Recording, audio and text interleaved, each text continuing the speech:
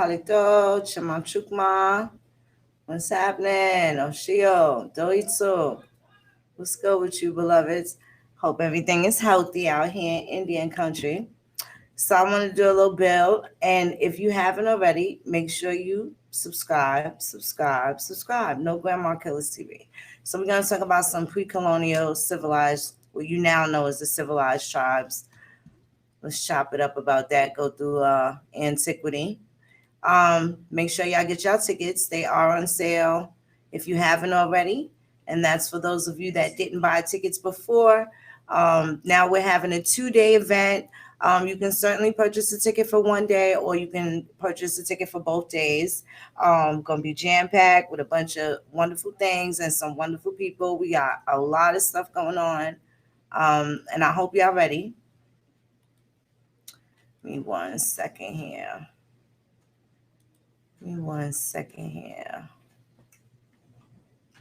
Definitely hope y'all ready. Now I'm going to get to a build. I wanted to talk about some pre-colonial. 1 second.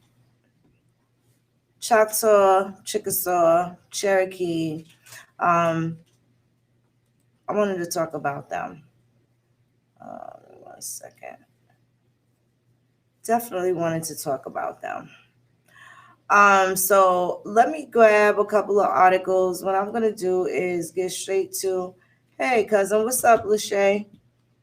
What's happening, beloved?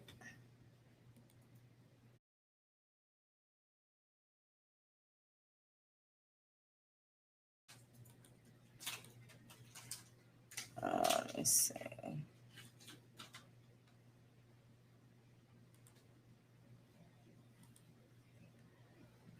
Second. What's up, Genesis? Halito, Michael. What's up, Michael Brown? Seven God. Derek Gray. Hi, Tahira. What's up, Shay? How you doing, beloved? So I wanted to run through some articles. I found some interesting little caveats. It's not what everybody thinks it is when it comes down to the Choctaws and Chickasaws, the Creek, the Seminoles, and the Cherokees. I think people don't have the right understanding and definitely need to do better. Like, we're going to talk about some pre-colonial information that a lot of people don't touch on, so people can understand the political climate and the relationships of the head people at this specific time that a lot of people are related to. And you need to find out exactly what was going on prior to that. A lot of people really cling to the Dawes rolls and really don't understand the true American history. And there is so much loaded history that's here, specifically because they said that there were no Indians. They all died from smallpox, yada, yada, yada. And you pretty much heard the rest. So now what you are going to see is the fact that they had different relationships with different people for various reasons that whether or not we agree with or whether or not we understand, but at least now we can say that we knew. And it's a lot different than what it is that we're used to, specifically in reference to what people are familiar with as far as the Dawes votes. They'll say that you are not Choctaw unless you are a part of those specific federally recognized tribes, versus you being a relative of the actual bloodline lineage, Choctaw by blood and not by membership.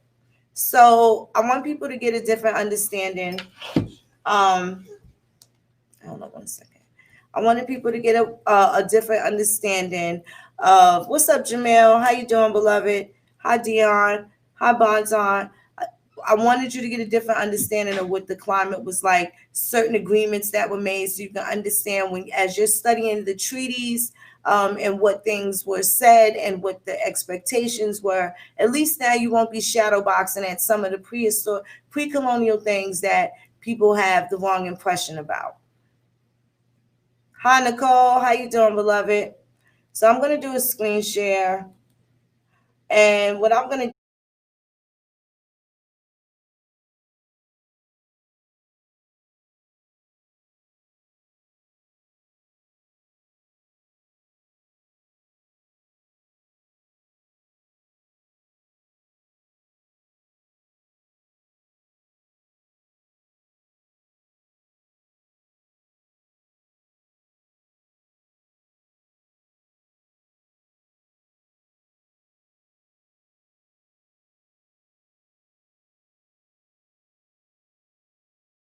articles, okay?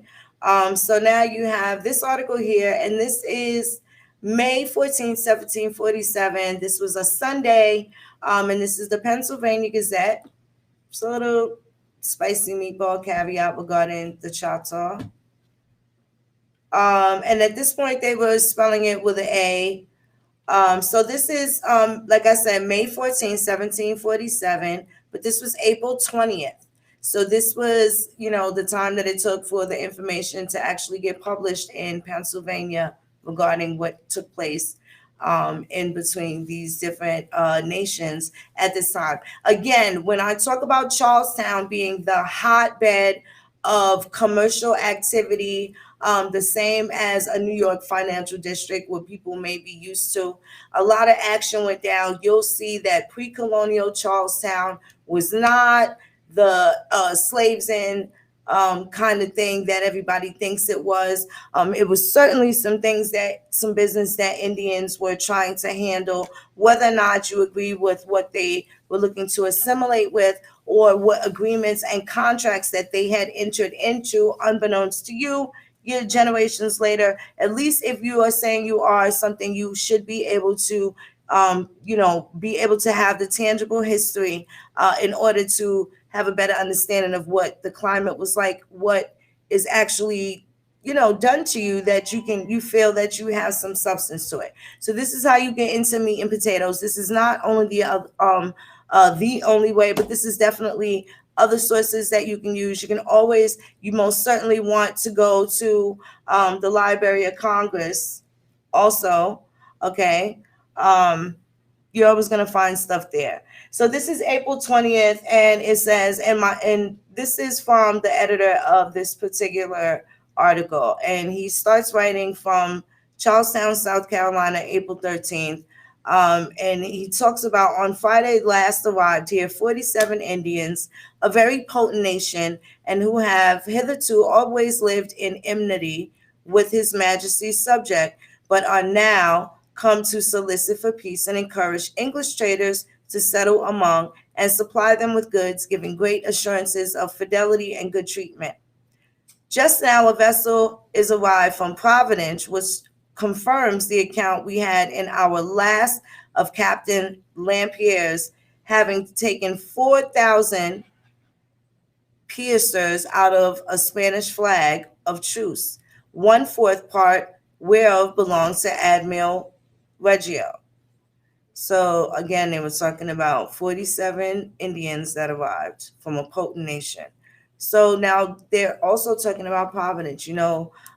Providence is Rhode Island. So now you might want to be able to figure out what was going on at that time. Now, again, this is 1747, but this is what I wanted to talk about with the Choctaws. April 20th, in my last, I informed my readers that 47 Indians of every potent nation, now this goes back to what he was talking about again on April 13th. So he goes back to the conversation. Now you identify who the people are exactly, right? Even though they are coming from Providence. In my last, I informed my readers that 47 Indians of a very potent nation who had hitherto always lived in enmity with His Majesty's subject were arrived in this town to solicit for peace and encourage English traders to settle among and supply them with goods. I have since been better informed concerning those Indians. They are of the Choctaw Nation living near the Mississippi River. So now it identifies them. Even though people were traveling from different areas, it still identifies the Indians that were doing business and commercial activities, right? So now you have it telling you where the nation is from, and it describes living near the Mississippi River between Mobile and New Orleans. About the year 1738, the Red King, brother to Red Shoes, the chief of that nation, came here and made the first overtures of a peace with us, which were kindly accepted. In consequence thereof, Red Shoes himself came to Charlestown in the latter end of that year with 80 of his people and concluded peace with the English and with our allies, the Chickasaws, at the same time, 6 of their headmen having come along with them for that purpose. Thereupon, a trade was opened to the Choctaw Nation, which was afterwards interrupted and at last totally stopped by the artifices and influence of the French upon many of the Choctaws who had not as yet tasted the sweets of a plentiful supply of goods from the English. But the French not having been able since the present war to supply them with goods, Red Shoes hath sent again now another brother with the chiefs of many towns to signify the desire of the whole nation to renew the peace and to have traders sent up amongst them with goods. They have offered to give a convincing proof of their sincerity and good disposition towards us. So now this kind of explains a lot of our the political differences that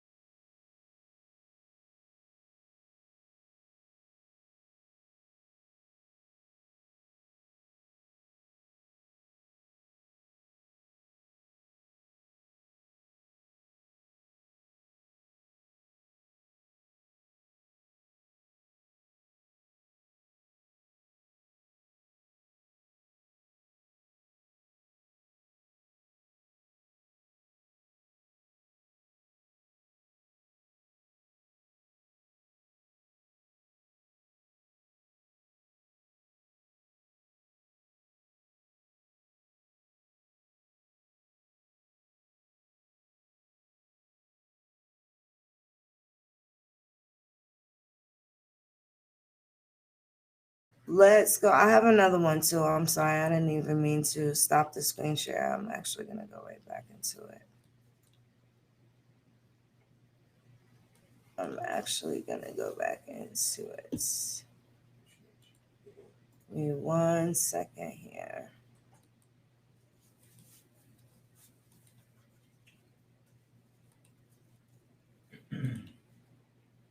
Okay, so now this is actually an article in an English newspaper. Also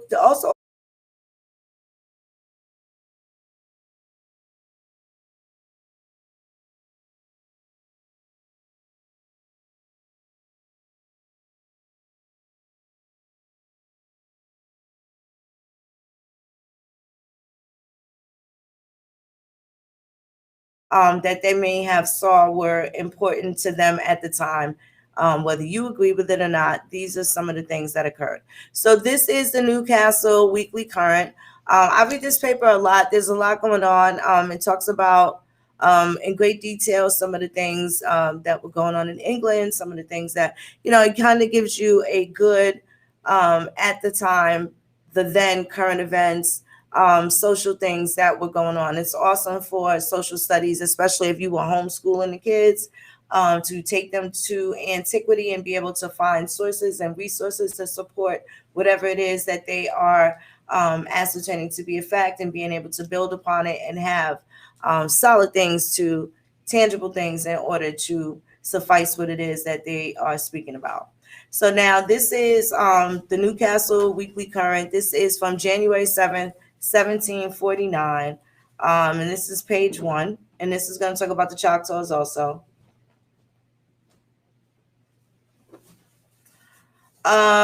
So let's see. Now this is London, January 5th. This paper is actually published on the 7th. So it says, we are informed by the letters from France that all the time the young Chevalier was at the castle of Vincennes. The Marquise de Charlier attended him every day, dined with him, and stayed till between 9 and 10 o'clock. And in the night, 2 officers last in his apartment to attend and divert him when he was not disposed of to sleep. But after he wrote a letter to the French king, those officers were withdrawn, or at least were directed to withdraw. But okay, so that doesn't have anything to do with what I was saying. So here it is. By letters from the West Indies, we have advice that near 70 sail from North America, which hurried away with provisions. I don't know what this C thing right here is, but it's talking about provisions. And it says, to the French islands, upon the cessation of arms of France, have been refused trade, and obliged to go some of our islands to dispose of their cargoes. They write from Charlestown in South Carolina of the 3rd of October that the Choctaw Indians had lately cut off a family of French settled near New Orleans, of which they had brought to Charlestown a young lady and 4 Negro women. The rest they killed and scalped. The young lady is Mademoiselle Cheval. Okay, so something went down. There were wars going on at this time that are not mentioned. And again, this is definitely pre-colonial. This is absolutely pre-colonial, what's happening here. And these are some of the things that were going on. And this was the word around a campfire in England of 1749 in that winter. So I'm going to go, let me see. This is October 1752. Again, this is the Pennsylvania Gazette. Okay, and this is what was going on. So now it says, a sloop has been spoke of with off the bar this morning that has been out 18 weeks from Liverpool, the people almost perishing. A ship from Rotterdam belonged to Liverpool is just arrived with Palatines, all in good health. 100 Savannah Indians are come to this town for presents and to settle at their old place. They have been for some years in the vicinity of New York. About 100 of the Choctaw Indians are also expected here in a few days.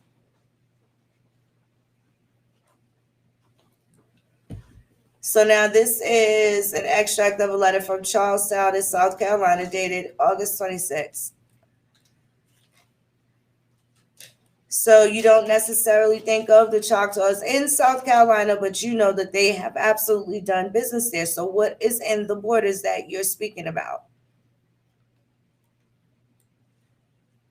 So now you have 100 of the Choctaw Indians, but that does not mention, excuse me, the others, like any of the others. So these, these are going to be your headmen, right? So, who were the headmen at this time? You'll be able to track down the relatives based off of that. And when you look at some of the treaties, you will see their doing business name, even if it is a French name. So, look at who it is that they were doing business with, and you can associate some of your last names with those particular, I don't want to say colonizers, but with those nations or that particular European descent. If it's certain names will give you French descent, certain names will give you Scottish, certain names Irish, certain names Gaelic specifically, so different types of things for different scenarios and places in which our people were in. So now here's another one from Derbyshire, England.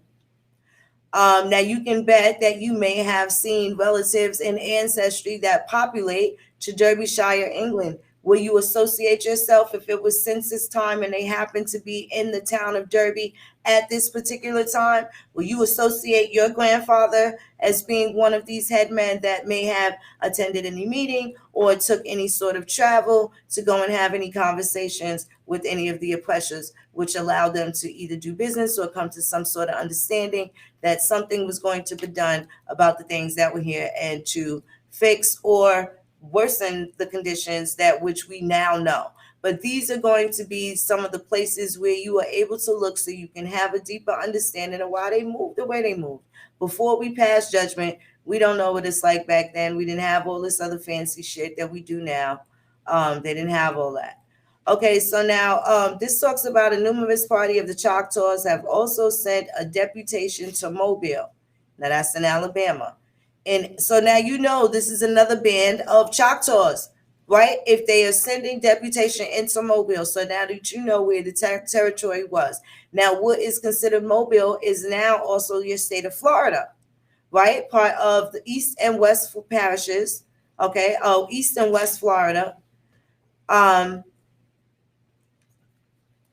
you know that there were different branches of these nations and families of people that had different political understandings and ideologies than the people in, let's say, in Mobile, where they feel that they had to send deputies, send deputation there to Mobile in assurance of their attachment to the French on the account of the present disturbances and fire dispute kindled on the Fine River, offering at the same time to take up the hatchet against the Chickasaws or any other nation which, on account of its vicinity to the Mississippi and friendship with the English, the French have any reason to be suspicious of. So it seems like some of them have were comfortable with the French and some were absolutely not. A numerous party of Choctaws have also sent a deputation to Mobile in assurance of their attachment to the French. So this is a different group. The French, the Indian, the French, the English.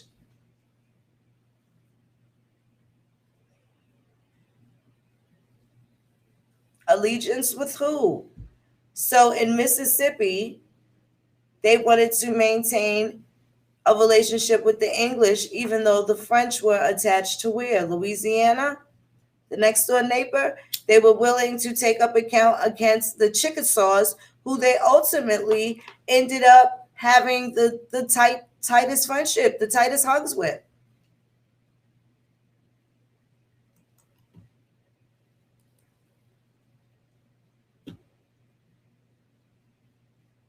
You'll be able to support these. They have some of the same content that is in the Library of Congress also, and same as the British Archives as well.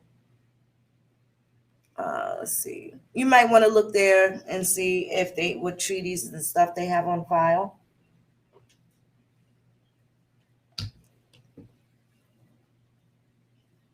Okay, now this is June of 1756. It looks like the same thing. Okay, so no, this is about them doing some sort of activity on the Ohio River. Advices add that several improvements have been lately made to Fort Conde and that a number of new settlers had fixed themselves on Coosa River. A numerous party of the Choctaws have also sent a deputation to Mobile. Okay, so now this is the same part of the first article, but now it is a delayed. This is in a British paper. Now this is by the time that it hit the British news. Now this is June 12th of 1756. Now this is the same article, just a little different. So now you had where they were also speaking about it in a different British newspaper the next day. So you had went from the Derby Mercury to the Jackson Oxford, and it's pretty much verbatim. They do that when they're talking about the same thing. So now this is almost a year later, Annapolis, Maryland, the Maryland Gazette, August 25th, 1757. And this is what they're talking about as far as the Choctaws in this particular climate and time. So this is dated July 28th. On Saturday, arrived an express from Fort Loudon with advice that the man killer of Teleco family had returned with his other party and from an excursion into New Orleans, whence he brought a scalp and a pack which a Choctaw runner had dropped upon being pursued, containing some letters. Okay, so Teleco is Tennessee. I have a kinship to the people of Teleco, Hiawatha. That's also going to include your foremans. These are the people that left in the 1815s prior to the Trail of Tears. A lot of them went to Arkansas and Texas. Those are your people from Teleco. Nancy Ward, the beloved woman Nancy Ward. You're going to have Dragon Canoe. These are your people that were frequenting Teleco. Teleco is what we now call Tennessee. It used to be a Cherokee village. A lot of our people were there before the Cumberland settlement and things of that nature. So definitely check into that. Let's see. It's just so many different things, and you can take these threads and kind of look and see how different people were moving. So when they're talking about this chief wanted this, you'll be able to tell by the places in which they frequent that had influence more so by specific colonies. The British colonies did not dominate Louisiana. The French culture, the French colonies did, and Spanish, even though they're really kind of all the same sandwich. That's like New York and New Jersey and Connecticut, like a tri-state area or something like that. You know what I'm saying? A trifecta, if you will. Okay, so now here you go. This is June of 1759. This is exactly 20 days after this May 17, 1759 incident that we just read. This is also the Pennsylvania Gazette. So now this talks about, letters from Augusta of a late date. Import that the Honorable Edmund Atkin, Esquire, His Majesty's Superintendent of Indian Affairs for the Southern Department of America, must be by this time arrived in the Creek Nation. And from the excellent temper and disposition of those Indians, we have reason to flatter ourselves that gentlemen will meet with little difficulty in executing his commission there. The Choctaws are said to have made a peace with the Chickasaws, seemed resolved to put themselves under the protection of the English. So they made peace with the Choctaws. These particular band of Choctaws made peace with the Chickasaws, seem resolved to put themselves under the protection of the English, and insist on having trade with us. The Savannahs have moved from among the upper creeks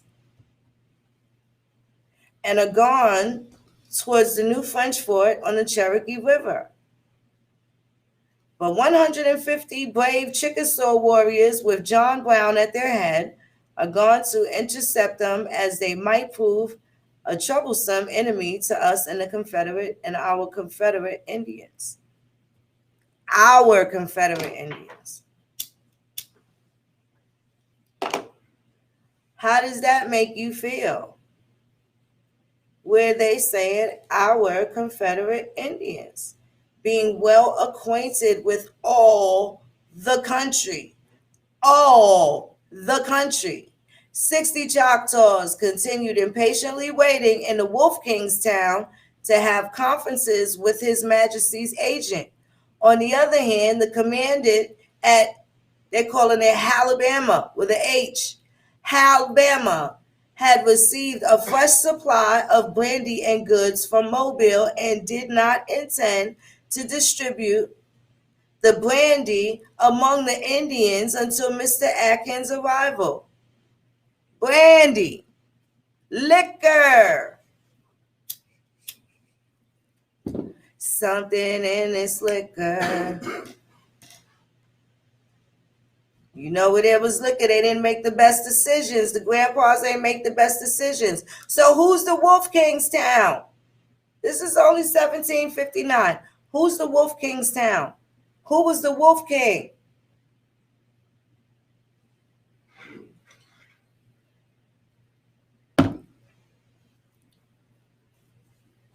Where's this town at that they wanted to go? Let's go back. They talking about, oh, here's one about the Catawbas. Wasn't even looking. You know who related to him? Saturday last, King Hagler with his Catawbas returned for his own country as perfectly satisfied with their reception and treatment, as we have been with their conduct as allies. Okay. There are letters in town from New Providence which advise that several French privateers were lately sitting out at Port-au-Prince, destined to cruise upon this continent, some whereof it was thought would confine themselves to cruise upon this coast. I don't know what that means, but that's what it says. So now you need to find out who that is.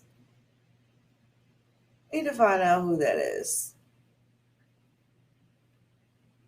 What is the Kingstown? What are they talking about? Okay, so let's see.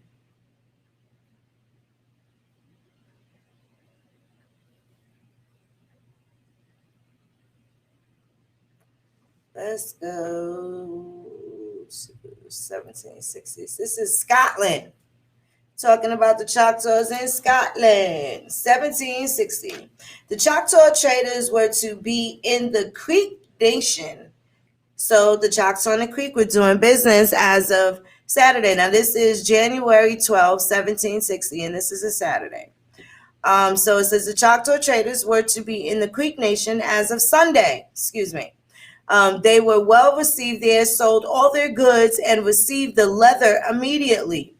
The headmen who went with them took 5 horse loads of the presents and distributed them among the other headsmen in the nation, who received them thankfully, and the friendship is strengthened. Letters from Georgia of the 10th instant confirm what is mentioned above and add that the Malachi's son and the other Creek Indians arrived at Savannah and had their grand walk with Governor Ellis the 9th instant, the purpose of which was asserting their strong attachment to the British nation, recounting the services they and their fathers had done to the white men, denying there having been any bad designs or acting in conjunction with the Cherokees. blaming His Majesty's agent for taking sufficient notice of them. See where the shit started getting real?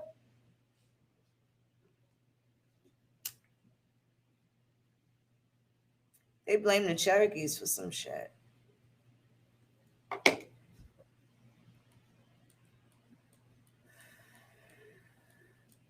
Let's see. Let's go to the top. We're gonna.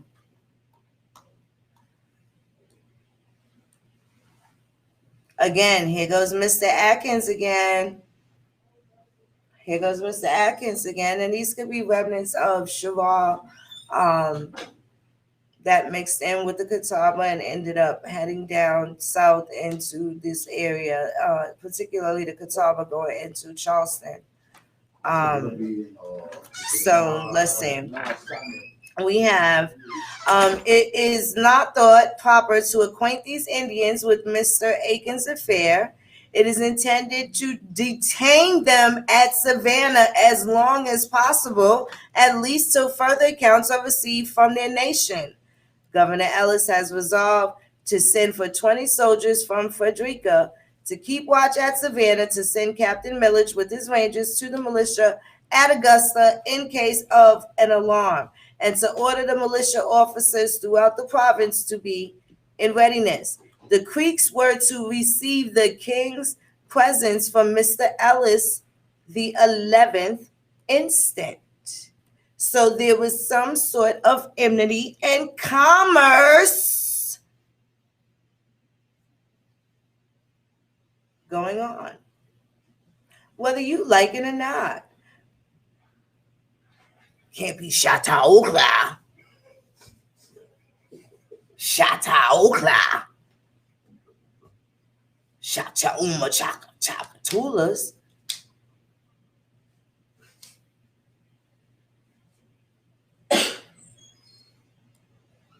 Have to put yourself in a narrative with the extensive research that documents exactly what's hitting for. That's in a Scotland newspaper, the Caledonian Mercury. Again, January 12, 1760. And let's move on. And you'll see where they start changing the name, because I'm going to also go back and I'm going to put in Choctaw, and it's going to give us a completely different timeline based off of that particular hit. And I've just also have the filter set specifically to give me the oldest things that are available to research via this specific catalog that they offer. Okay, so let's go a couple years later. This is again Edinburgh, this time Scotland. Now, who are the Choctaw mixed with? There's a lot of McLeans and McPatties and Mc somethings, right? Also, right?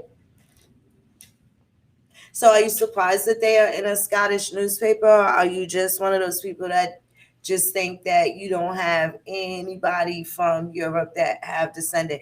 Because at the end of the day, you can find out exactly who your European ancestor is, but you still can't find an African. Show me. Show me where. Show me where. So here you go. This is in Scotland, Charlestown. And again, they got the word around the campfire what's going on in Charleston. And it took 2 months to get there. This is November 26th. Look how long. This is September 6th that this was reported, but it wasn't published until then. So from the Cherokee country, we learned that the two said parties of those Indians that went out to war against the enemy Indians are returned. Well, who are the Indian enemies? Exactly. Of the Cherokees. Now, we know the Choctaw wasn't feeling them and they blamed them for some shit, right? We know that. Okay. And this is 4 years later, so you still see what the political climate is, but you still can't identify the people. Let's see. So, okay, September 6th, we are assured that they met some Frenchmen among the enemy when they killed and brought 4 of their scalps to the townhouse of Chotes. About the end of this month, Oconostota, Ataculacula, Augusta, and most of their headmen are set out for a congress which they are to hold at a place upwards of 400 miles down the Cherokee River with the Chickasaw and Choctaw Indians to renew the ancient friendship among them. We are told none of the Creeks are to be present, and we hear the superintendent will have a deputy there. So the Creeks didn't even want to show up. So there's that. Everybody was beefing. We all, talk about, oh, can we all get along? This and nigga. Historically, we've had some issues. We can do it now once we work these things out because the ancestors ain't never, the elders ain't really bothered to sit there and have these conversations and shit like that. And let's not act like we were fucking interested. We weren't. We were talking about fight the power and all this other shit. Not 1 little, 2 little, 3 little Indians. We wasn't talking about that. That wasn't the shit we were talking about. So let's flash forward to right before the establishment of the United States. Let's do that. See what they're saying. Now, I've been specifically talking about relative the hints, the inquiry that I have entered in was predominantly about the Choctaws again, and I spelled it with the A at that point, knowing that was some of the spellings back in Antiquity. But what I also could do is go back and put in Choctaw with the O so you can see the uses, the oldest use of that you know. Let's see. So this talks about, and I'm just going to start from here. The editor has published this work with a view to supply the English reader with a good account of a country. Let's see. A good account of a country which, under the mild influence of British, what does that say? Scepter, may in time become one of the greatest supports of their power. You got to look at these old words in Antiquity. Let's make this bigger. British scepter. That's what that is. May in time become one of the greatest supports of their power, which makes these kingdoms respected all over the globe. One of the most remarkable circumstances in these volumes is Mr. Beaufour's account of the heroic action of a father among the Illinois Indians, which he relates in these words. A Choctaw speaking very ill of the French said that the Colopesis, oh wow, Colopesis were their dogs, i.e. their slaves. One of these, vexed at such abusive language, killed the Choctaw with his gun. The nation of Choctaws, which is the greatest and most numerous in this continent, armed immediately and sent deputies to New Orleans to ask from the governor, the head of the murderer, who had put himself under the protection of the French. They offered presents to make up the quarrel, but the true nation of Choctaws would not accept any. They even threatened to destroy the village of Colopisa to prevent the effusion of blood. The poor, unhappy Indian was delivered up to them. The Sieur Ferrand, commander of the German settlement on the right shore of the Mississippi, was charged with this commission. The rendezvous for this purpose was given between the village of Colopisa and the settlement of the Germans, and the sacrifice was performed there as follows. The Indian was called Tichumingo, i.e., cacique servant. Isn't that interesting? That's interesting. So cacique is also a French word for chief, right? Mingo is a Muskogee word for chief. Not certain what teacher means, but this also shows you the French influence within the Choctaw, as much as the Choctaw completely have disdain for those particular colonizers, and they were acceptant of or receptive of things that the British were kicking at this time. So that means if one family was cool with the French and the other side of the family was cool with the British, you have these splits and things don't work out the way you want to. Things don't work out the way you want to. That's an absolute fact. Things didn't work out the way that they expected. So now here you go, you have this climate. You see that they were traveling around, right? You see that they were moving around, things, they were definitely moving around in commerce and having a lot of business and things going on.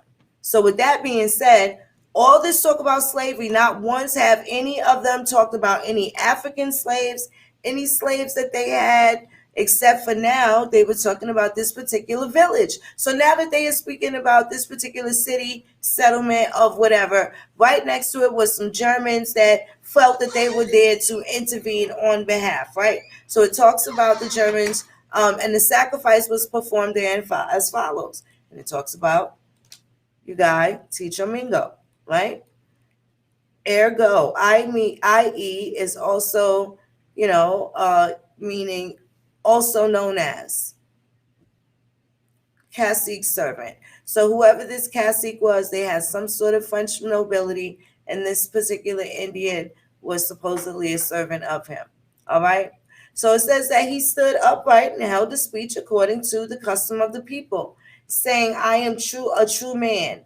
That is, I do not fear death, but pity the fate of a wife and 4 children, whom I leave behind me very young, and of my father and mother who are old, and for whom I got substance by hunting. Sustenance by hunting.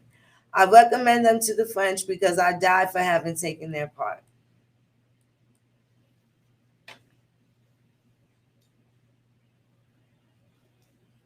So a lot of people are claiming to be the descendants of these people that have had these particular types of hardships, but I still have yet to see where you insert yourself prior to that. See if you have the Dawes Rolls thing.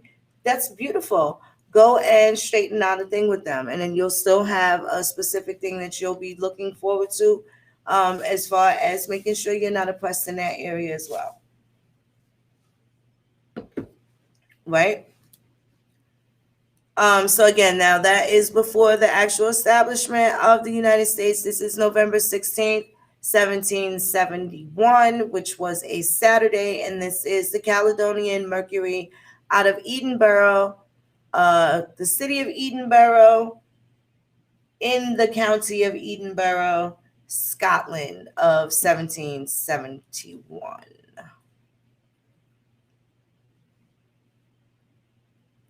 Give me 1 second. Now,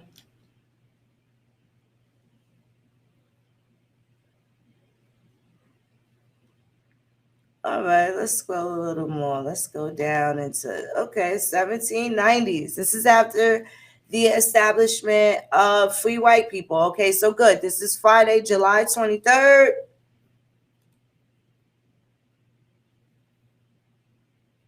This is in Leo season. Okay, so now this is July 23rd, 1790, which was a Friday. This is the newspaper called the Pennsylvania Packet out of Philadelphia. And it says travels through North and South Carolina, Georgia, East and West Florida, the Cherokee Nations, and through the extensive territories of the Muskogees or Creek Confederacy and the country of the Choctaw, containing an account of the soil and natural productions of those regions, together with observations on the manners and customs of the Indians. Now, this is written by William Bartram, and it talks about these specific conditions.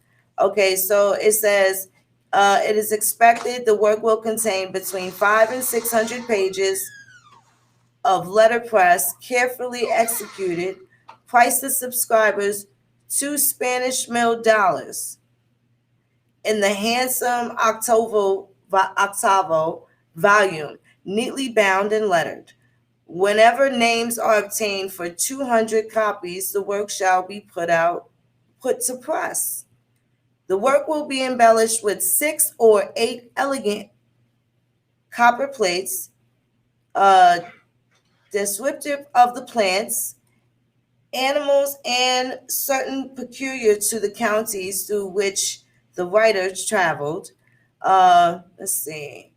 The bust of the long warrior Mika Chiuko, chief or great king of the Seminoles or Lower Creeks, executed in a masterly manner, will be given as a frontpiece. Let's get a close up here. Chuklo, Miko Chuklo, chief of the great or great king of the Seminoles. So now we have where they're naming a specific person as king of the Seminoles, right? Everybody only knows Billy Bowles, the Bowles, and certain specific people, but now you know that Miko Chluko, chief or great king of the Seminoles, also known as the Lower Creeks, have kinfolk that's still alive, and they now have last names.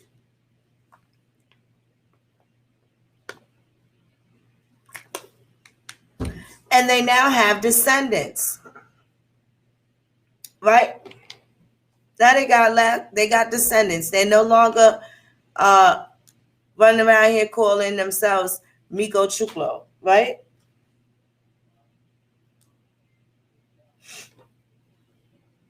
Give me 1 second. We know that to be a fact.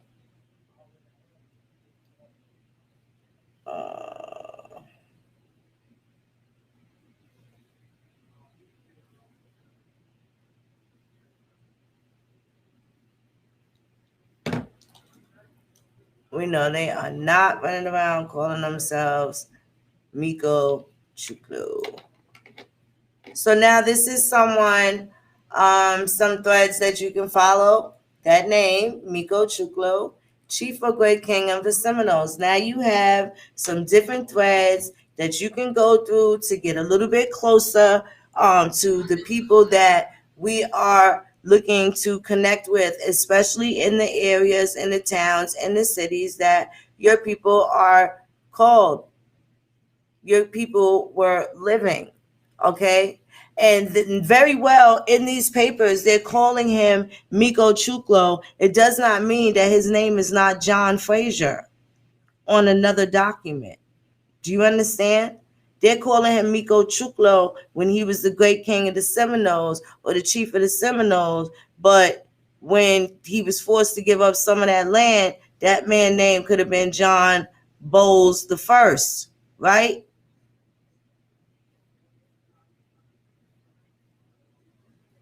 James Grant.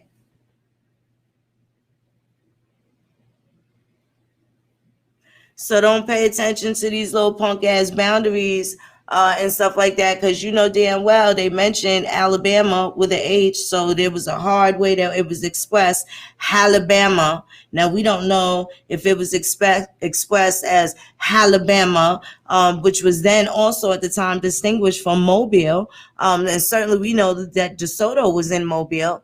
Well, there's evidence or documents that indicate that, and I think I'll go more into the sources, but I have found Spanish treaties, Spanish censuses of Mobile in as early as the 1760s. So I don't really know too much exactly firsthand experience from my knowledge,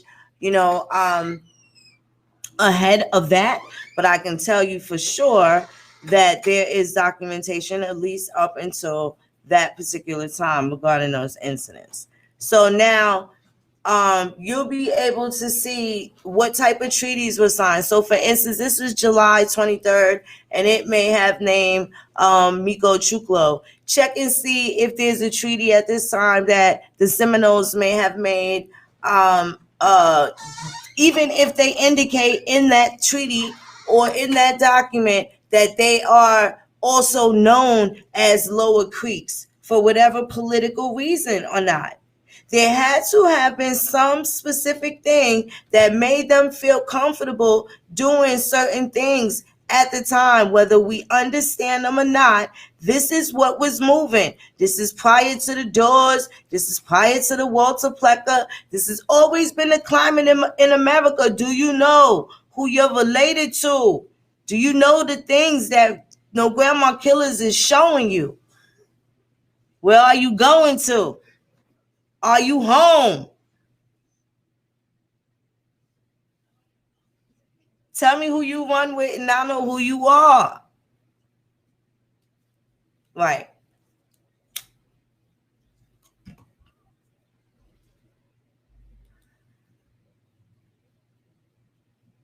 Let's check out some other things. Let's move over. Let's move on some more.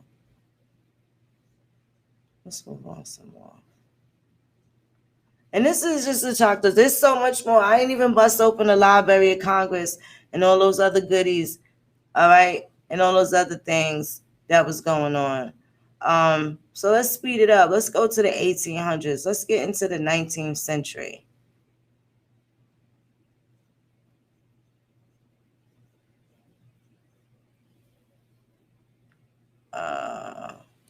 Okay, this is North Carolina reporting, 1803. Let's go. Okay, let's see what else they was talking about first before we just get there, because it might. Okay, to the commissioners of the United States at Fort Wilkinson on the Oconee. So now you have a location, a geographical place of what was happening in 1803 July near the Oconee River, right? The Oconee is a people, I'm sure, and also a body of water, right? And there had to be, this is near where Fort Wilkinson is, okay? So, gentlemen, we, the legal and the constitutional headmen of the Muskogee Nation. Holy shit. This isn't an Indian newspaper, but these are the Muskogee people also reporting on their own terms. They took an ad out dealing with their straw man in a public capacity. We, the legal and constitutional headmen of the Muskogee Nation, called by you, the Creek. Called by you, the Creeks. So they agreed on Muskogee. Creeks was kind of just put out there, hey, you Creek guys out there by the creek. That was their little nickname. The headmen of the Muskogee Nation. And these niggas running around here talking about their Muskogee Chautauqua. The Amexim, Northgate, Apollonian Star of Babylon and Star of David, House of Noble Drew Ali, American Aboriginal, Northgate. This is also West Africa of the Indians of all fucking Indians shit that they be talking, right? Anyway.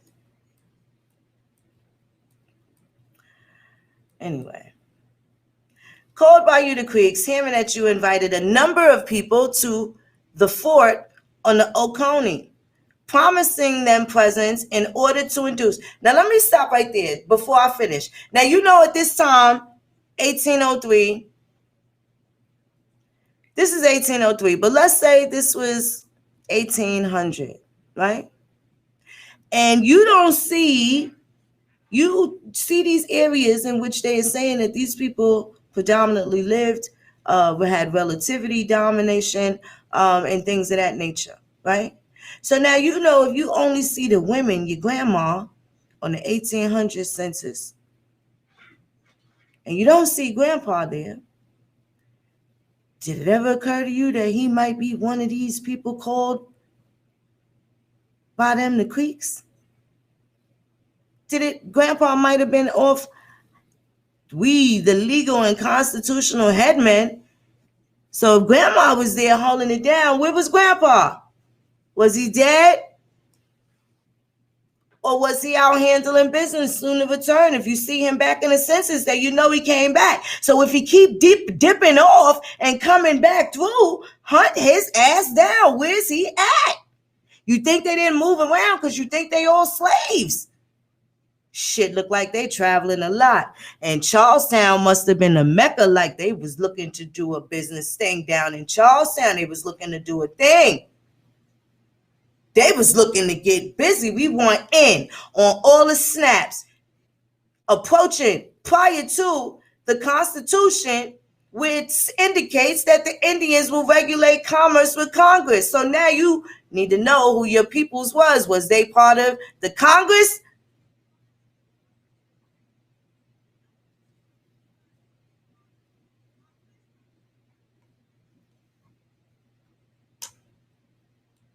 Observe. Observe. So,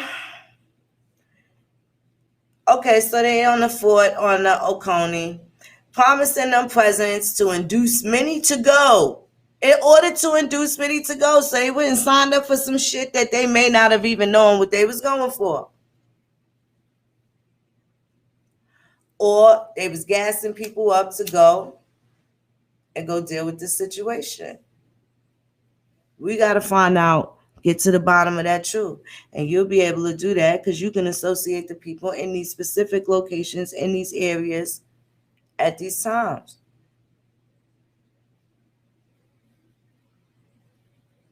Right? So they tried to get all of these creeks down here to this particular fort, and they was offering them a lot of shit in order to go. And having long experienced the evil tendency of such meetings where you have exhibited long instruments of writing. So they already talking about how they getting used to doing all of this extra writing and all this paperwork, right? This is your post-colonial UCC bullshit. You have exhibited long instruments of writing that could neither be explained by you nor understood by those of our people present. Yet you have by means best known to yourselves procured thereto a long string of names, giving the appearance of a national authority and sanction to the instruments of writing as agreements made between us, and held them out to the world as such, while we never knew or understood anything of the business.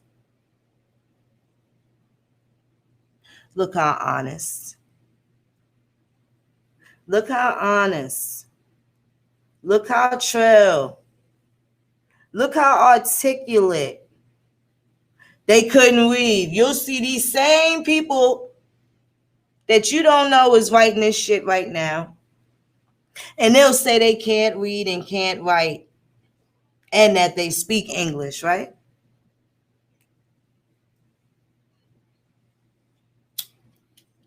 Right? This is when they was still cocoa brown, copper color brown, right? Copper color brown. Having observed at this time that our people has been promiscuously invited to the Oconee and promised large presents, rather more mysterious than on former occasions, we think it a duty we owe to our country to put a stop to such practices, which tend to only create disturbances between us that may determine in a war, the which we do not wish. They saying we don't want no war, but this shit gonna get it crunk. They telling the pilgrim to slow down.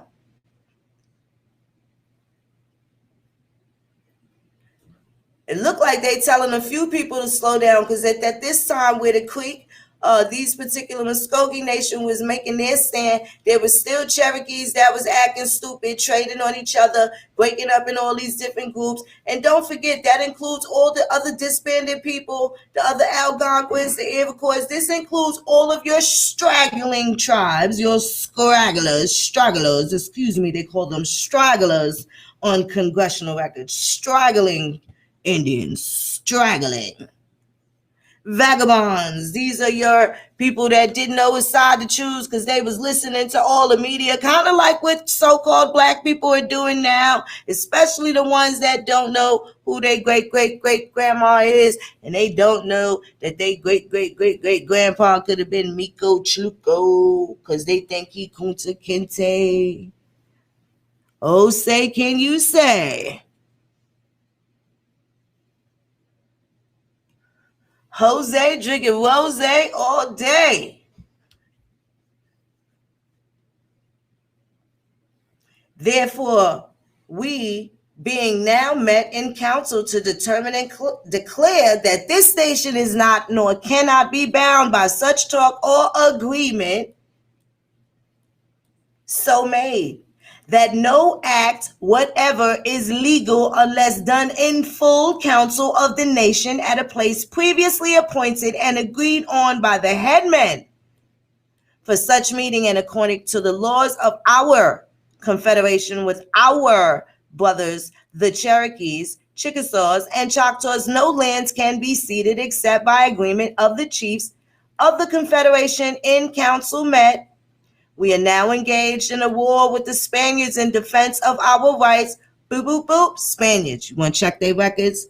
Message. You want to check them Spanish records now? Especially since it says that they were engaged in war with them in 1803. What war they talking about? You know about the Revolutionary, 1812, your Civil War, your Vietnam, and so on and so on and so forth. You don't know about all the wars in between, and every war fought by what you now know as the United States on this continent has been an Indian war, with the exception of World War I. Everything been with the natural people of these particular lands, with their invaders, their infiltrators, and the people that come in, pretend to be us, take our identity, tell us we from somewhere else, steal the culture. They in amity, and also they in commerce in a whole different type of way through the crowns that we don't know nothing about, and we ain't got nothing to do with it. So now you got two different governments acting, right? Two different governments. Well, who was the one that was acting in public? Because our public affairs was the ones that couldn't be met. We was fine being private, being ourselves, but somehow when we let these motherfuckers come over here, some of these people didn't get into it and they didn't dispute anything. Your acquiescence is your acceptance of a thing. So these things became the practice, and here it is. These Negroes don't know who the fuck they can is because they talking about some other shit. Who built the pyramids? Motherfuck that. Who built the goddamn laws? Who is out here banging out with these folks? Who is in allegiance? Who is in agreement? How are we related to these people? Well, these ones over here. So if you got the British royalty, the British blood, then you know which type of Choctaws they were in one time or another. If you got the French blood, then you know that they was over here loving and trusting on this end. You could tell where you came from. Get your pre-colonial, where you get your game from.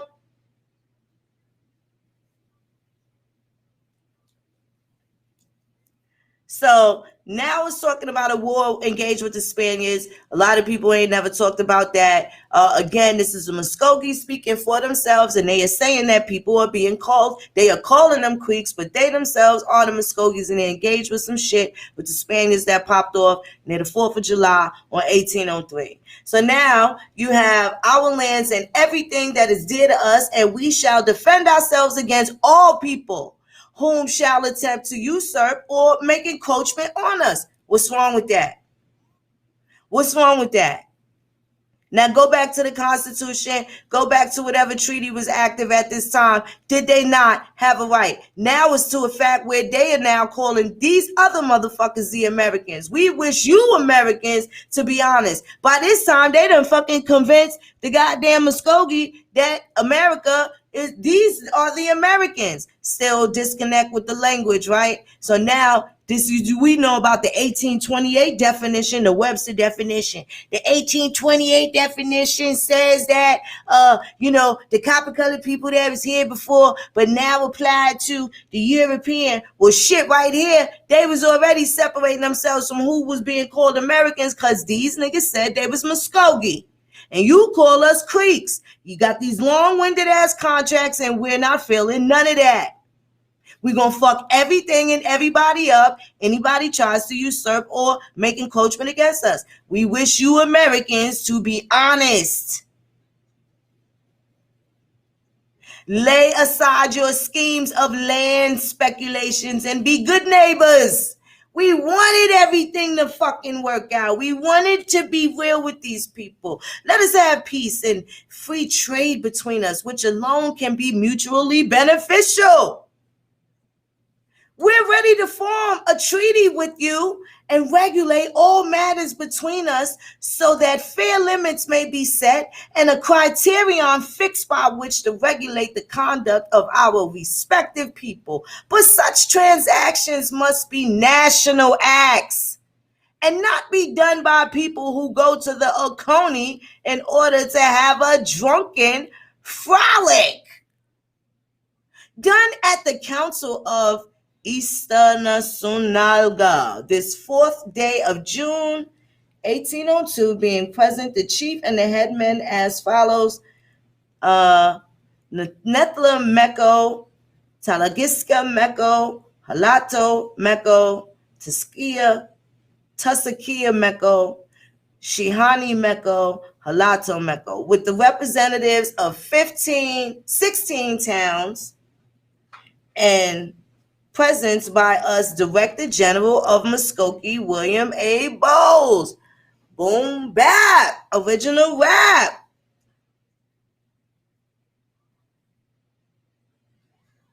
Well, there you go. So that's that. That was 1803. So these are some of the things. Now, who was some of them headmen that was with that man?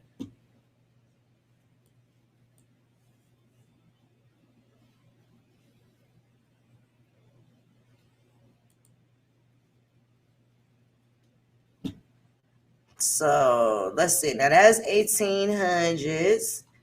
Let's get some more. Let's just go a little closer. Pre-Doros. Okay, now this is it. I know I say pre-colonial, but we're going to hover into a little more to see where, things were still. Listen to the people, the names that they're talking about, right? Listen to the names. I can tell you who they're not talking about. No, Choctaw. Not saying that. No hits, nothing there for that. This is also 1803, October 26th, and this is coming out of the North Carolina Circular and New Bern Weekly Advertiser out of New Bern, North Carolina.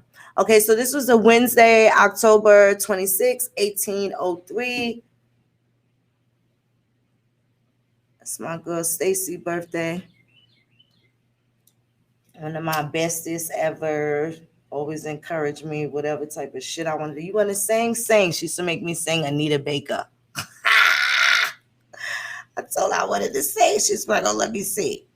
Made me sing Caught Up in the Rapture all day. And she supports me with this podcast. Set it up. And that's what I did. I love her. I know her since I was like 10 years old. And she's still my motherfucking homegirl, like a big sister. We love her. Okay, so this is 1803 October, and it starts with talking about the Natchez, right? Certainly, you guys are more than welcome to check all of this out. This is part of the subscriptions that we have. So, okay, so it says the Natchez highly pleased to have gained time. So now, when they start off with these articles, you can tell if they are talking about, one, what we now call the place, two, who we don't realize are in fact the people, right?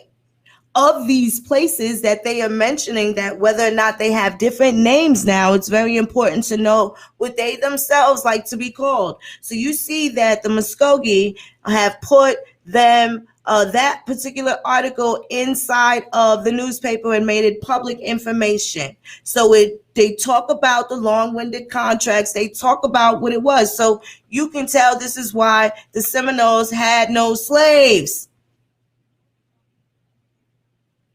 They wasn't doing all of that to people. So how can you have Seminole freedmen?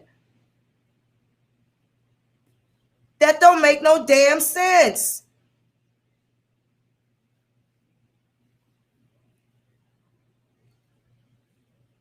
A Seminoles is a Muskogee. The king chief at the time of the Seminoles said we call ourselves Muskogee. What do we know?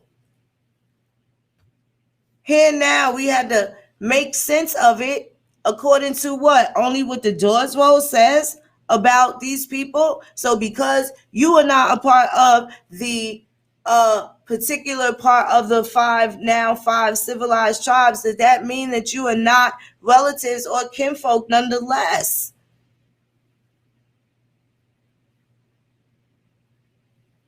So just because you find an Indian now, if you know you are in these places and you have hit these marks during these particular time frames, during this particular climate, why wouldn't you be able to search your 1803 grandparent in that motherfucking narrative right there? They living in the same city around the same shit around the same time, but they disappeared from the census. When the census came, only grandma there, but he's not. What war with the Spaniards? Did it ever occur to you? You might see his ass in Texas, and then you don't think it was him. It wasn't called Texas then. It would have been Mexico. Look in the Spanish records. That's where you got to move from the British records, the U.S. records, and go to the Spanish records. What happened before the Louisiana Purchase? What contracts were made prior to that? Which ones were breached as a result of that? Find out where your folks got wrong and get your bag together. It's your job to do your own history. You say you part of these people. You say it's real. Well, here's your chance. There's so many different sources to figure out what was really going on before you make a fool of yourself and start talking about you shot the whole cloud. The biggest, baddest Indian in motherfucking town.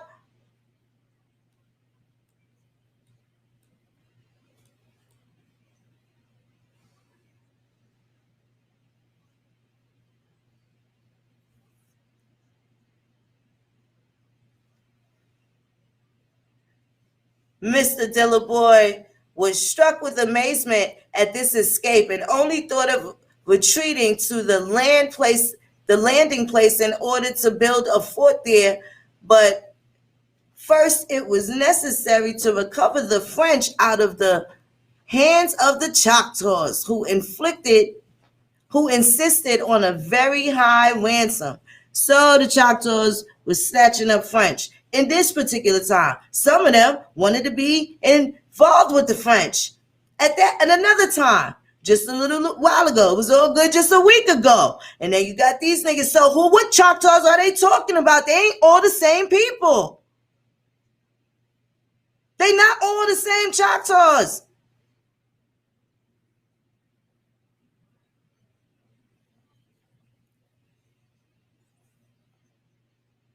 It's a race of American Indians.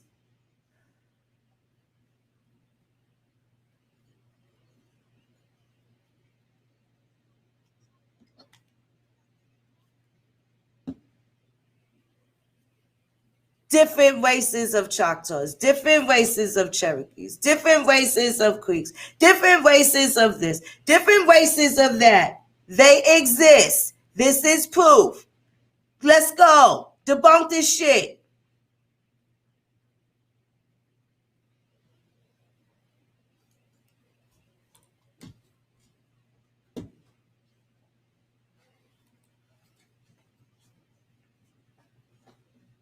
Go on.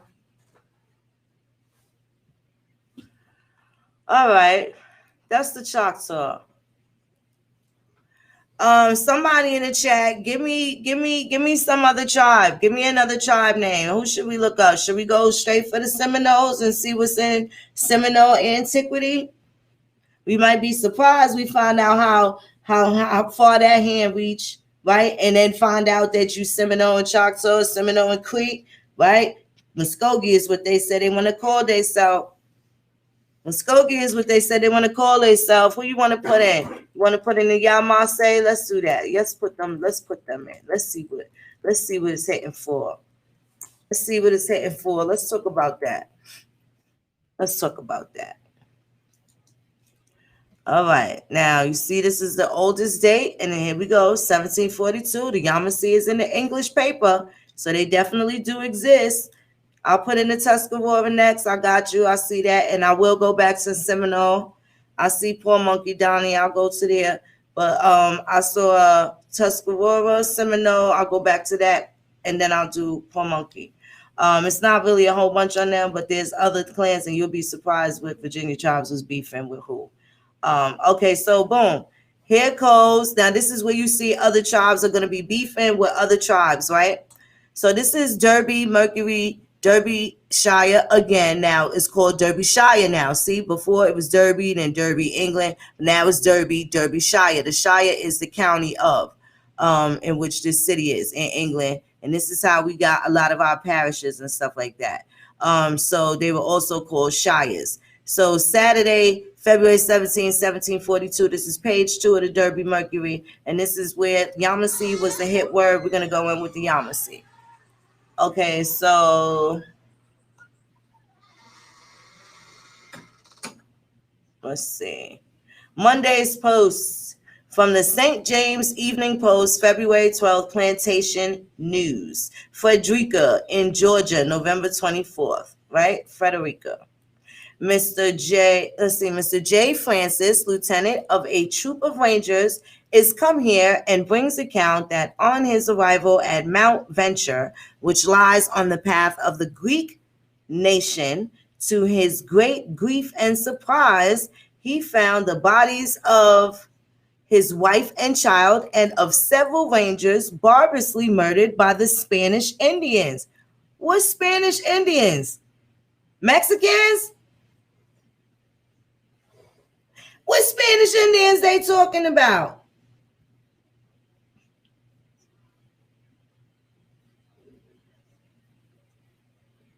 Excuse me, that's path to Creek Nation, not Greek. My bad. What Spanish Indians are they talking about? Well, let's go. He pursued them and met with Nottaway, a settlement Indian. Who? Ooh. Oh.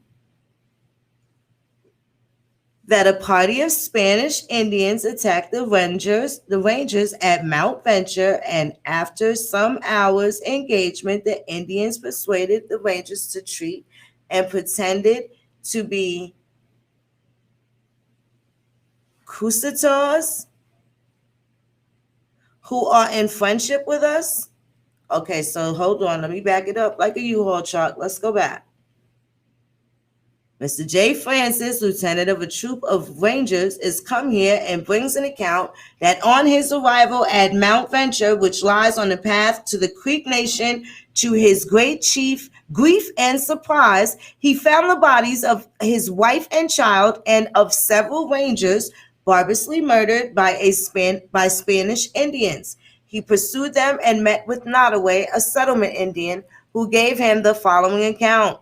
The party of Spanish Indians attacked the Rangers at Mount Venture, and after some hours' engagement, the Indians persuaded the Rangers to treat and pretended to be Cusators who are in friendship with us. The Rangers, fearing there might be some mistake, agreed and shook hands with them. They afterwards sat down together, and the Indians in cold blood killed Mr. Francis's wife and child and all the Rangers except two. This Indian, Nottaway, whom they were carrying prisoner to St. Augustine, but made his escape from them, said that he found them to be Yamasee Indians. And only pretended to be Cusators to deceive our people. After he was prisoner, the Yamasees told him that the governor of St. Augustine would be very kind to him and that the Spaniards intended to invade Georgia a second time. And now they had a great many killed in last attack upon Frederica, yet vessels frequently arrived at St. Augustine with men, and they were to be assisted by the French. The Spaniards had bought 1,500 shackles to fix on the English, as also some thousands of printed bulls from the Pope, wherein they have absolution given them to murder heretics even to the seventh generation. Get the fuck out of here. 1742. They have absolution given them to murder heretics even to the seventh generation. This is how fucking infuriated. This is how infuriated.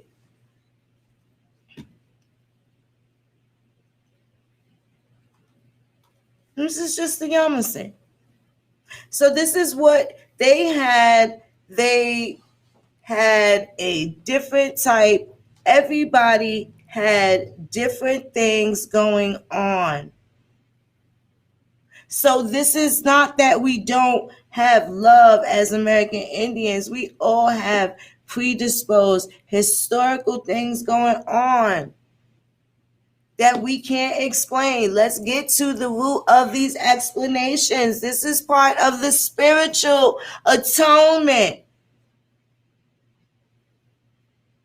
This is part of the making resolutions, coming to solutions, and a mutual agreement. We have to make this right with our ancestors. Shall we connect with them? They are speaking of murder heretics even to the seventh generation. Count back from 1742, 7 generations forward, they were looking to kill the heretics. And who the hell they calling heretics? You look it up for yourself.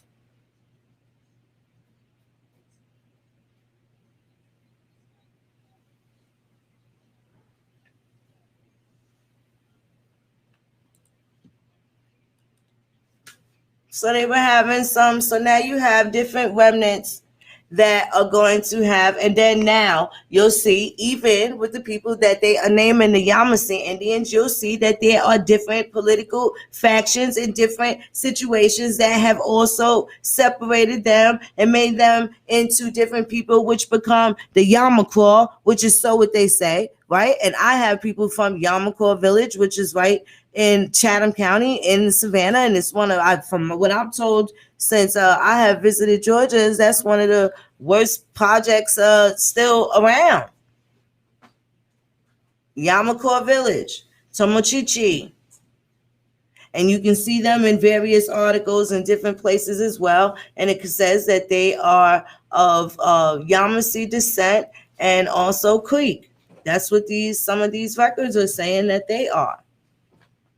So you can tell that these are people that had different political differences, different ways of dealing with their political climate at the time. All of this during what they say is the hotbed of slavery, not anything that indicates that they have anything to do with slaves and fucking around and messing up all these people's lives and having control over all these Africans. These motherfuckers couldn't even get along, and they was choosing which white people to fuck with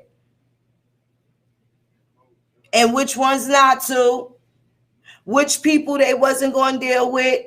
They wasn't with all this extra shit, who was on their stance and who had changed their mind over the years. They made different decisions that they didn't know how it was going to affect us back then, right? And so now, even still, we are affected by these, but at least now we know where to look for different understandings of what exactly was happening back then. So these are all public documents. They're also being published, right, in these different papers at the time, when some of them were particularly where they had to publish them because it was crown news. These are when at the time in the hotbed of these colonies being established and run by specific viceroyalties and different lieutenant governors and so on and so forth, right? So let me see. Now that is definitely way pre-colonial. That was an event that happened in the 1740s. So now it talks about, this is about Yamasee Bluff. Okay, so now look, somebody made a clip in here. This is the Democrat of Huntsville, Alabama, and this is 1825. And natives, Yamasee Creek. Okay, so let's read that.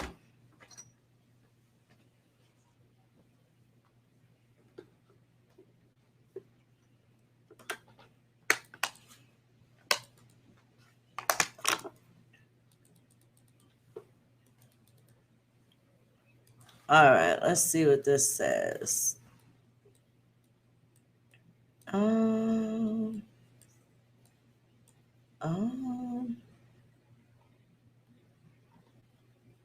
okay, this is a Huntsville, Alabama paper.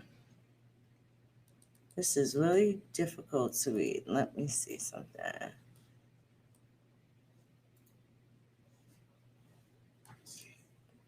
Okay, this is out of, let me scale it. This is May 10th, Tuesday, May 10th, 1825. The Democrat newspaper out of Huntsville, Alabama. So it says, we received yesterday the first number of new paper printed in Florida at Tallahassee, the spot fixed upon recently occupied as the seat of government by the title of the Florida Intelligencer. Okay, so it says recently occupied as seat of government. Check and see what the accuracy of that is. What did the boundaries mean in terms of how the land gets divvied up, of where proximity of the town that your ancestors lived during in 1825, right? These are some of the caveats and things that you'll use to be able to get your sleuth on so you can track them down. So you'll be able to see where people had contracts and why they traveled to certain places to work on certain things. And you'll be interested to know that, your family was able to move around, particularly if there wasn't any specific war that you are aware of. You still need to see if there was any conflict or something that may have occurred, some sort of skirmish or something that they were involved in. Maybe not a highly advertised thing, but something that occurred or happened nonetheless. Okay, so it says, by the title of the Florida Intelligencer, the following account of this young capital will be interesting to most of our readers, some of whom have scarcely ever heard the name of it. Tallahassee. This young capital of Florida is already attracting the attention of capitalists. Many buildings are erecting and others are in a state of preparation, even before the sale of lots, which will take place on the 4th day of April next. So look and see if your people migrated after April 1825, aside from, of course, the approaching Trail of Tears and what have you. But look and see what was going on in their climate, particularly in Tallahassee at this time. If you see that that's where your people are from, what was the climate? Now you know what was going on. So they were getting them prepared to sell a lot of the lots of the land. So which will take place of April next. So that was back in 1825. Now it says it's situated on a beautiful and commanding eminence about 18 miles north of St. Mark's in the bosom of a fertile and picturesque country. The south side of the town is watered by innumerable springs of pure water, and a clear and pleasant stream passes by the east and south sides at the distance of a few yards, and after passing the town, as if seen sensible the point of its usefulness was past, falls over the rock which beds the stream, forming a pleasant cascade, and passes off by a subterraneous passage. The country around Tallahassee and extending from the Sewanee to near the Appalachian River, or Apalachicola River, has deservedly attracted the attention of travelers and those who have visited it with the view of a permanent settlement.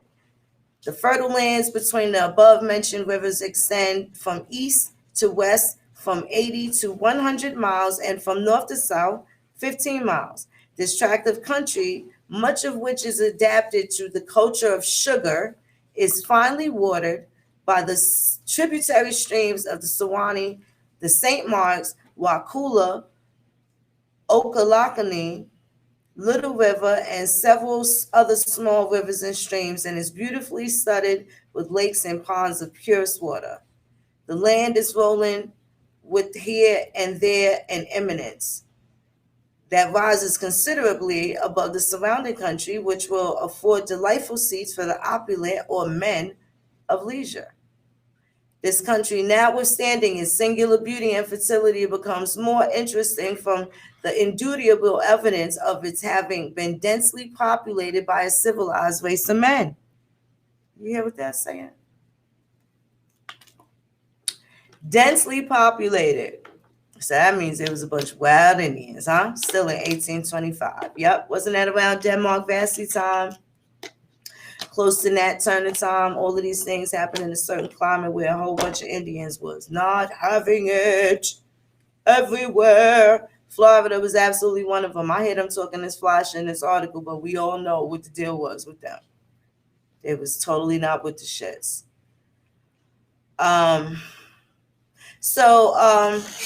At Fort St. Louis, about 2 miles west of Tallahassee, have been found remnants of iron cannon, spikes, hinges, locks, and which are evidently of Spanish manufacture and which have not been much injured by the rust. So that's even their antiquity, talking about in 1825 by some sort of, Spanish manufacturer from whenever the Spanish were there. Within the principal fort, for the outworks seems to have been numerous and extensive, are the ruins of 2 brick edifices. So there are ruins of 2 edifices, and this is 1825. So we don't know how long the ruins are, but how old the ruins are, but we know that our people was using bricks for a long goddamn time. And that was, in fact, the industry for a lot of Indian tribes. They either has different type of stonery or different type of brickwork, masonry, and all of that type of stuff. So now it says these are in total ruins, and nothing but a mound appears where the wall stood, composed wholly of broken bricks, which have been composed of a coarse sandy clay and burned in the modern fashion. Yet on the very walls of these buildings are oaks 18 inches in diameter on the same hill, and in fact, within the outworks of this fort are to be seen grape arbors in parallel lines, which still maintain their pristine regularity. They're talking about grapes, grape trees. Bricks seem to have been in general use, for they have been discovered in several places by digging a little below the surface of the earth within the towns of Tallahassee. Some were dug up, having a substance adhering to them resembling lime mortar. But on the hill, about a half a mile southeast of the capital, are to be seen the greatest proof of a dense population. On this hill are to be seen streets of roads running nearly at right angles at such distances as demonstrate the former existence of a pretty large town. The former existence of a pretty large town. This is what they're saying in 1825, that they are then finding a formerly large town, right? The shade trees of inhabitants still remain and are generously of live oak, and near which may be discovered grape arbors of more or less regularity. In several instances, we discovered a species of plum tree. So they discovered something in 1825 that was already here in America.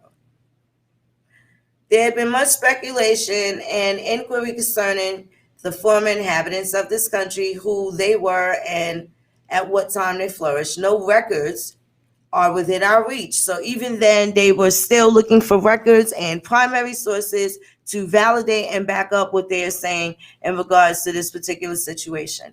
And they're also going to say, go to say that, and the Spanish inhabitants at the extremes of the territory had no knowledge of this country, much less of the people who once lived here but have since disappeared. Okay, so stop it. Stop.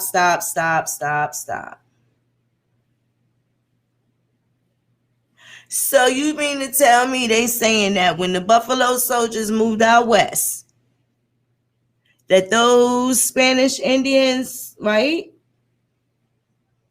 said they never seen us, never seen them before, right? So this is saying no records are within our reach, and the Spanish inhabitants at the extremes of the territory had no knowledge of this country, much less of the people who once lived here but have long since disappeared. Some, however, say that records of the fact do exist at Havana and that measures have been taken to obtain them. That Leon was the adventurer who led his colony hither. But the precious metals of South America and Mexico so occupied the attention of the Spanish government that this infant colony was suffered to fall a prey to the Indians. The traditionary accounts of the Indians are very plausible and are corroborated by many existing and circumstantial facts. They claimed this country at the late treaty at St. Augustine as belonging to them by right of conquest, achieved by their ancestors. They represent that it was once densely populated by a race of white men. Huh?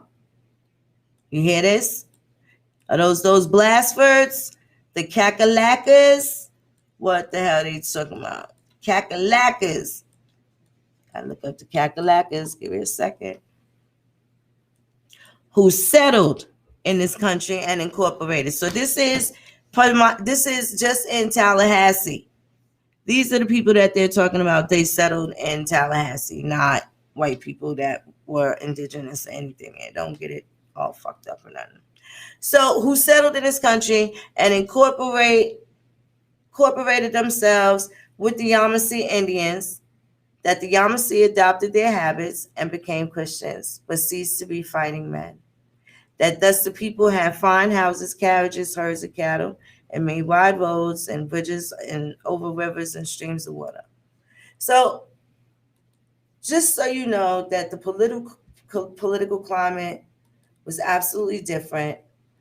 There were so many different things going on that people are not aware of. I just wanted to throw a few things out there. We're going to keep running through the different nations. I'll be back in a little while. Let me go check on a couple of things. I'll be back in a little while, and we're going to talk about the Tuscarora. We'll look up the Tuscarora and see what was going on with them and go back to the Seminoles. I thank y'all for coming through. Stay tuned. We'll be back in a minute, and we're going to go over what them Tuscaroras be like. I did see the Seminoles in the crowd, and I will certainly go back to them specifically, even though they spell their names so different. But you also see the involvement in the colonies via the places that these public notices are posted. So now there you have the Scottish ancestry / heraldry, what have you, or how you have your British ancestry, heraldry, depending on which tribes were doing business with which crown or not. Right. So we'll get to that. Thanks for coming through. I'm a holla. I'll be back. Chipisa La Chique.